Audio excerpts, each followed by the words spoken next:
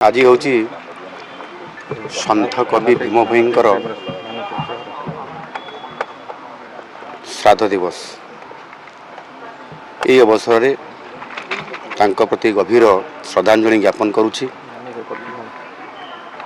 सन्थ कवि भीम ही केवल जड़े महान कवि बा सन्थ नथिले, से तिले मानवता, करुणा एवं सामाजिक न्यायर शक्तिशाली स्वर।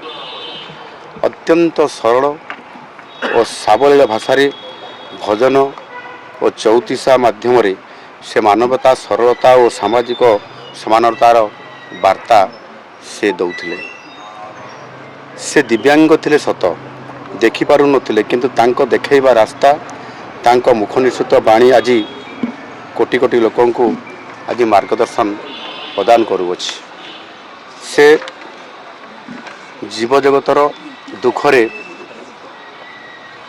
अत्यंत दुखी होई से कहिथिले, प्राणी को आरत दुख अप्रमुत देखु देखु केबा सहु, मजीवन पछे नरके पड़ी थाउ, जगत उद्धार हो। ये महान चिंताधारा आज सन्थ कवि को आज विश्व विदित करिछि। एभली चिंताधारा केवल जड़े कवि किंबा लेखक पक्षरे संभव नुह, यह केवल जड़े सन्थ ही करि परिबे। अंध होई मध्य तांकर ज्ञान और भक्तिभाव सारा ओडिया साहित्य को समृद्धि करने सहित सारा विश्व को समृद्ध करि पारिछि।